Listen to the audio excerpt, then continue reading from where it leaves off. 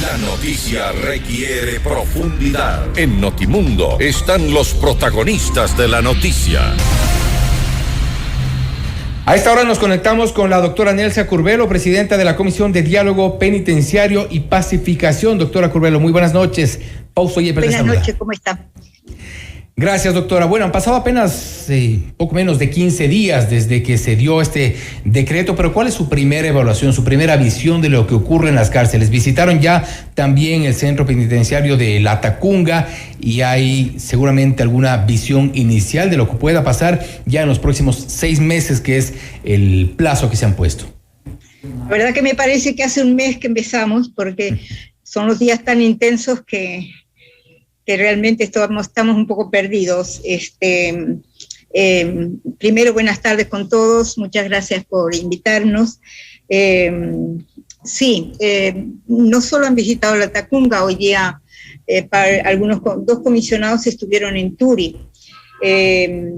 La característica de la comisión es que está trabajando muy fuertemente todos los días, desde temprano, y todos los miembros, aún aquellos que no están en este momento en el país, porque realmente estamos interesados en lograr algunos acuerdos rápidamente, porque 6 meses pasan un día. ¿Acuerdos con quiénes? Pretendemos ser eficaces. Pero lo que tenemos muy claro, y lo he dicho ya varias veces, es que hablar de pacificación quizás se logre, pero es un proceso más largo y más lento. Lo que nosotros entendemos y percibimos es que lo que tenemos que lograr, y primero y antes que nada, es parar, que se paren los enfrentamientos, las muertes, que se pare tanto dentro como fuera, porque están conectadas las realidades, para que de alguna manera se pueda después establecer. Esos serían como los pilares, como cuando se hace una casa, un edificio, que se hace los huecos para poner hierro, piedras y poder construir. No se va a poder construir una paz que tenga que ver con cosas justas si no hay primero unas condiciones mínimas que son una tregua, una moratoria a la violencia que se está viviendo en los centros carcelarios del país, sobre todo en la costa. Eso lo tenemos clarísimo, en eso estamos. Hemos tenido diálogos y conversaciones con los líderes, los que están al frente de diferentes grupos, tanto en la regional como en la penitenciaría, también en La Tacunga, y no tenemos todavía la información de la visita de hoy día a Turi, la tendremos mañana. Mañana la comisión se reúne en pleno, pero ya tenemos un mapa bastante claro de lo que puede pasar y de lo que está pasando. De los acercamientos que han tenido con los líderes de estas organizaciones, de estos grupos dentro de los centros penitenciarios, ¿usted cuán factible ve este cese de la violencia? Estamos hablando de que en el transcurso de estos 15 días ya en esta semana se dio un conato de amotinamiento, ya hubo una muerte violenta registrada y confirmada por parte de las autoridades de gobierno, y lo cual de alguna forma indica que la violencia como tal no se ha frenado, no hay de pronto la intención. No, eso es un problema latente como una espada de Damocles, es decir, hay condiciones que tienen que darse para que la violencia en cierta manera pueda, por lo menos lo que decimos, tener una tregua. ¿Qué condiciones, por ejemplo? Que permanezcan los militares, por lo menos en los anillos, en los exteriores tienen que estar.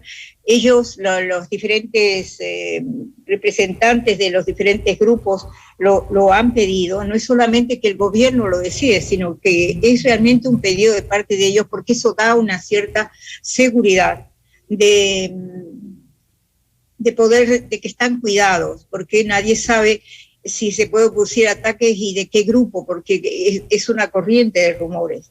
¿Qué otros requisitos podrían abonar a este cese de la violencia?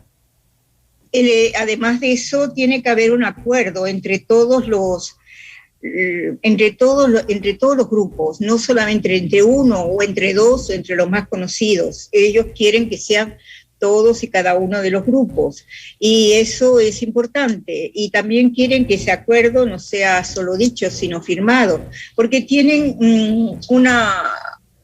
como diría, la palabra de verdad, el comprometerse a algo, tiene mucha fuerza. La palabra compromete. Y si usted la firma, como diría alguien, es una palabra, lo firma con sangre. Es decir, si usted no cumple un acuerdo que firmó, no le va a ir muy bien ni a usted ni a su grupo. Por eso es que tienen que medir muy bien qué acuerdo hacen y cuáles son, a qué se comprometen. Y nosotros estamos ahí como comisión para facilitar ese acuerdo, para garantizarlo. Veremos cómo se da, se está preparando. Hay voluntad clara y expresada de que quieren parar la violencia. Se esperaba que alrededor del 28 hubieran problemas, ya había alertas que lo indicaban. Creo que el gobierno, el Estado logró una muerte, ya es demasiado. Una persona que muere consecuencia de la violencia ya es mucho, pero creo que de alguna manera impidió que eso pudiera ser mucho más grave y peor, y me alegra porque muestra ya una cierta presencia del Estado en un ambiente donde el Estado es el gran ausente, Cuando Doctora. nosotros entramos, yo de broma preguntaba quiénes son esos señores, demasiado sé, pero estaban las personas privadas de libertad en los techos, siguiendo, viendo qué es lo que hacíamos, qué no hacíamos, y ahí no puede entrar la policía, ni los militares, ni nadie, esa parte no, el gobierno como tal, el Estado no está presente. ¿Y esto en cuál de los centros? ¿En cuál de los centros vio esto? En la regional. Eso quiere decir que el control total de las cárceles no está tomado. No estaba todavía, ¿no? Y también, no, es claro que no ha logrado tomar todos los espacios. Y que hay mucho que hacer para eso y que se están dando los pasos para que esa presencia del Estado sea real. Y eso va por pasos, ¿no? Nuestra presencia allí no fuimos atacados para nada, al contrario, nosotros no fuimos protegidos, no íbamos con chalecos, no íbamos con cascos, pero sí íbamos resguardados por la fuerza pública, que nos ofrece el gobierno nos da toda la logística y toda la parte administrativa y todo aquello que nosotros necesitamos, pero la comisión como tal es autónoma. Nosotros solicitamos, por ejemplo, queremos visitar la regional, queremos ir a la penitenciaría, que quisiéramos ir tal fecha, es posible en las condiciones que están, y si es posible, quisiéramos entrevistarnos con tales y cuales personas, y las autoridades acceden y nos entrevistamos solos con ellos, no hay ninguna autoridad ni ningún funcionario, solo es la comisión con las personas con las que queremos dialogar. Pero eso ha permitido avanzar. Pero esta primera lectura que usted me da, de alguna forma, no deja de ser preocupante, porque estamos expuestos a la voluntad primero de este cese a la violencia por un lado, y por otro lado el hecho cierto de que el gobierno, las autoridades, el Estado no toma el control total de las cárceles, están a expensas de lo que los privados de libertad resuelvan en cuanto inclusive a su seguridad, al ingreso, al paso a ciertos pabellones. Seguramente el tema se pone sin duda complicado, y esto es esta primera instantánea que usted nos refleja en estos menos de 15 días que han visitado los centros. Yo creo que la primera cosa que tenemos que hacer cuando queremos ser efectivos y queremos encontrar soluciones es reconocer la realidad. Y la realidad nos ha mostrado de una manera descarnada y brutal a la sociedad, al país, al mundo, que hay una realidad en el país dentro de algunos centros carcelarios que se extiende y se puede extender a otros, donde existe un autogobierno y donde el Estado no estaba presente. Eso es una realidad, y que dentro de ese autogobierno se dan violencias extremas, violencias que son difíciles de de admitir y de asumir. Para parar eso, para pararlo, hay que partir de esa realidad. Y el Estado ha puesto policías, ha puesto militares allí y está entrando, yo diría, cuando uno entra en los centros carcelarios, entra en espacios que va avanzando. Es decir, hay avances, pero allá todavía hay una parte que, por lo que veo, no están, o si están, los dejan estar en los techos. ¿Por qué? Porque han retenido ciertos pabellones, ataques con drones, y entonces temen que se produzcan otros y ponen sus propias vigías a vigilar que no venga otro dron. Todos supimos que hubo ataques con drones. Bueno, esta inestabilidad, este potencial de violencia, hay que pararlo. Y eso es lo que nosotros tratamos de colaborar y hacer para que eso se produzca. Y yo creo de verdad que el gobierno está haciendo un esfuerzo importante porque está todo el día sesionando en esto, que lo tiene como prioridad, y que no solo somos la comisión que tiene, digamos, nosotros somos autónomos, no somos autoridad, pero desde otros ángulos que tienen que ver con funcionarios de autoridad, está haciendo todo lo posible para tomar, en algunas partes para retomar, y en otras para instalarse, porque no existía, no había, no hay un censo que diga el perfil de cada persona privada de libertad. Hay 9.000 personas privadas con prisión preventiva, según los datos que nos pasó la Corte de Justicia. Hay más de 11.000 personas que tienen ciertas garantías que no se las están cumpliendo. Todo eso permitiría rebajar el hacinamiento, que es una de las causas de violencia, y que, pero no lo tienen claro, no existe, no se sabe si esta persona, su perfil cuál es, está junto con, hay personas que están por delitos, que son delitos, pero no son tan graves y no han quitado la vida a otras personas, junto con otros que de verdad han cometido delitos que han llevado a muertes y asesinatos, a veces no de una, sino de varias. Todo este hacinamiento, además, muchas personas en espacios pequeños, genera una bomba de tiempo, porque el solo hacinamiento ya produce violencia. Y hay un elemento que me parece que hay que tomar en cuenta. Las personas están asustadas, aún los más fuertes, y temen, por ejemplo, que recibir llamadas de sus padres, de sus madres, que les llaman, le preguntan si está vivo, qué está pasando, toda esta presión para saber lo que pasa adentro. Cuando usted oye, cuando se está adentro y se producen ruidos de cohetes de fin de año, de Navidad, no sabe si es adentro o afuera, todo lo que vio, las balas, las fogatas, todo esto, a los que han padecido esto, incluyo a los funcionarios, no solamente a las personas privadas de libertad, a los funcionarios, a los policías y a los militares, y siguen trabajando y no han tenido el espacio para ser atendidos y apoyados psicológicamente, y tienen que seguir allí, tienen que estar. Créame, son condiciones, yo diría, infrahumanas, son condiciones que están conduciendo que psicológicamente, además, a una violencia. Abonan a la violencia. Le dan ganas de eliminar a todo el mundo, qué sé yo. Eso que le pasa a usted y a mí, vea lo que pasa con los que están allí encerrados, muchos de los cuales, y la mayoría, no son miembros activos de ninguna organización violenta, pero tienen que sumarse porque reciben protección, o porque si no, de lo contrario, los van a extorsionar, o pueden sufrir atentados. Entonces es un círculo vicioso muy fuerte que repercute en las calles, en la violencia que estamos viendo en las calles.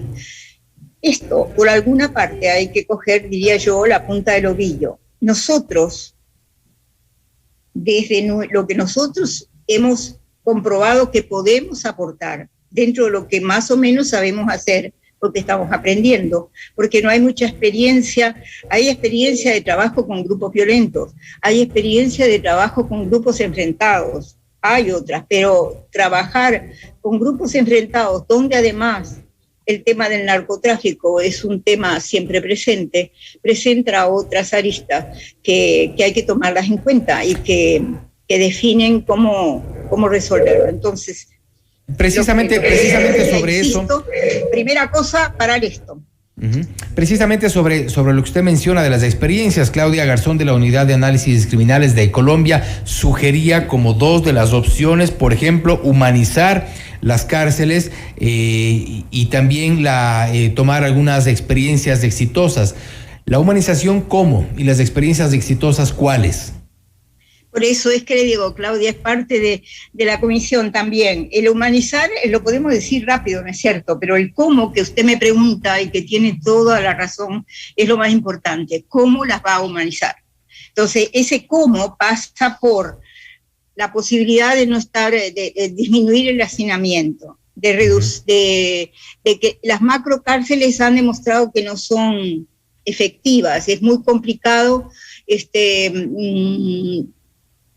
cuidar, vigilar conglomerados más tan grandes. La experiencia en otros países muestra que cárceles más pequeñas y cárceles, sistemas carcelarios que están en el campo donde se pueda trabajar, han dado resultados mucho más efectivos en cuanto a la disminución de violencia y en cuanto también a la rehabilitación de las personas privadas de libertad, porque el trabajo primero te cansa y segundo te permite tener recursos que se acumulan para tu salida, que se acumulan o que van a parar a tu familia o que sirven para resarcir los daños causados. Ahí hay todo un aporte que hay que hacer. La educación, casi la mayor parte de las personas privadas de libertad vienen de sectores empobrecidos.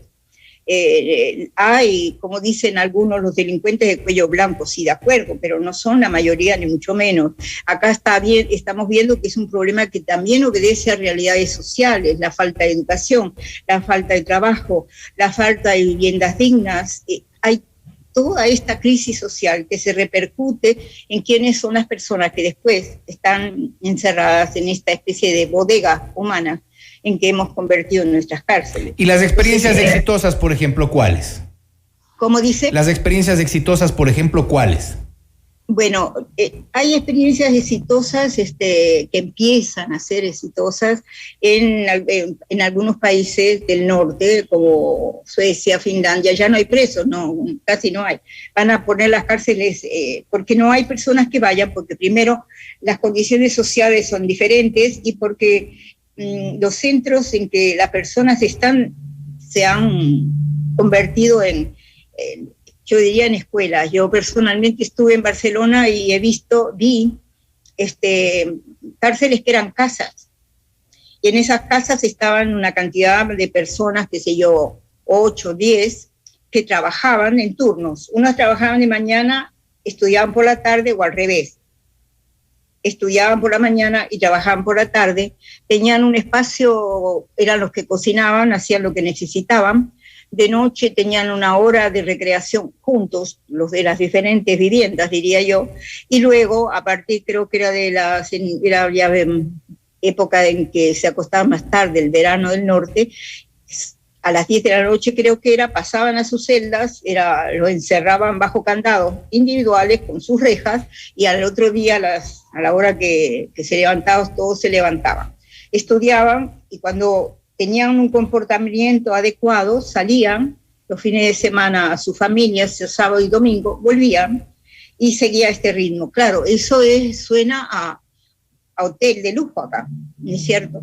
Pero, ¿por dónde pasa? Pasa por una propuesta de atención y de hacer de la cárcel, que en realidad es un invento humano para castigar o delitos cometidos, ¿no es cierto?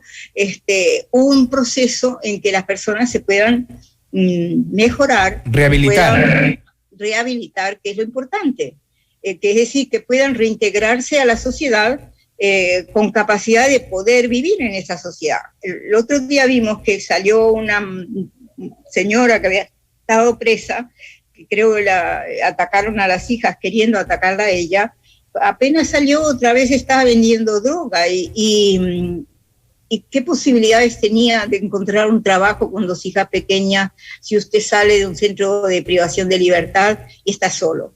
Yo no quiero romantizar la violencia, no quiero justificarla, quiero decir que la entiendo. Pero hay falta de oportunidades, sin duda. Sí, Entonces, esto es sistémico, es la sociedad que tiene que mejorar muchas cosas. Y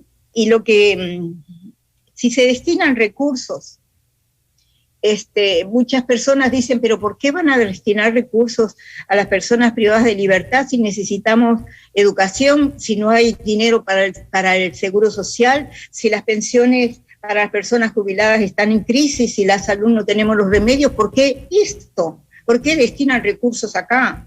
Alguien me decía, ¿y por qué no van y los eliminan a todos o poco más o menos y empezamos de cero? Y bien, no.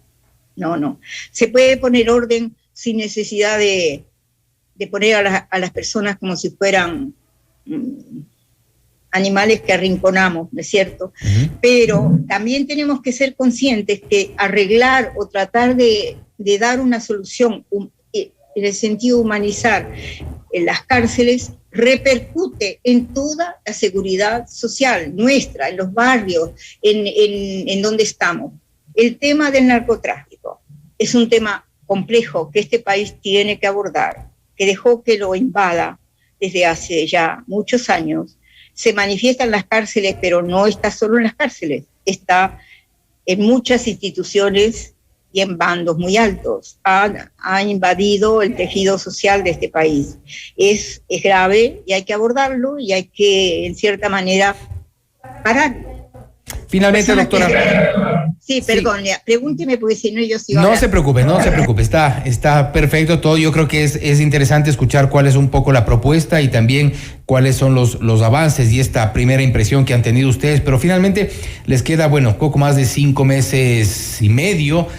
¿Usted cree posible, se puede llegar a una solución o por lo menos a dar un primer gran paso, tomando en cuenta que muchos han sugerido que la situación de las cárceles tiene que ver con un tema estructural, pero 5 meses y medio serán suficientes o al menos como para dar un primer gran paso?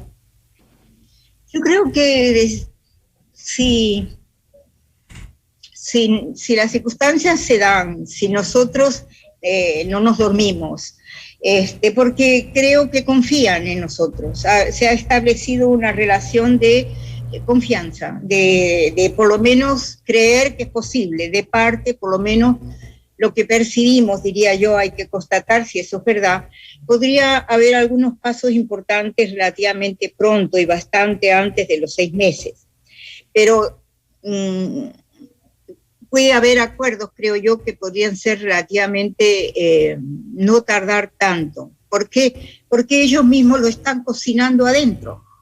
No es que están esperando que nosotros lleguemos. Nosotros ya hemos estado, están rumiando sus cosas, podemos comunicarnos con ellos aún cuando a veces no estamos adentro. Nosotros también estamos buscando asesorías. Hay un asesor europeo que trabaja con las Naciones Unidas la propuesta de lo que llaman cascos blancos, es decir, como los cascos azules de las Naciones Unidas, pero sin armas. Tiene experiencia en conflictos violentos armados y escucha mucho y está intentando, en la realidad concreta que nosotros tenemos en nuestro país, ir buscando los puentes que nos permitan avanzar. Creo que eso podría ser, yo diría, relativamente rápido. Es como coger el árbol por la rama y por los frutos y no por la raíz, por decirlo así. Uh-huh. Es decir, estamos abordando en su manifestación, no estamos trabajando. Sí vemos y sí vamos a aportar nuestras reflexiones sobre las causas, pero no estamos abordando las causas como tal, eso lleva mucho más tiempo. Y hay la Secretaría de Defensa de Derechos Humanos, los ministerios que están trabajando esas propuestas, la misma policía, los mismos análisis. Nosotros estamos como enfocados en las manifestaciones de la vida cotidiana, esta violencia que tiene al país enfermo y de rodillas, que hace que hay gente que dice, yo me voy fuera del país porque esto es muy violento, busco que mis hijos estudien afuera, me cambio de barrio, no sigo aquí. Sí, que tiene una repercusión en todos nosotros, no es solo el tema interior. Eso es lo que nosotros, digamos, como prioridad hemos fijado, que intentaremos impactar ahí y ser eficaces ahí.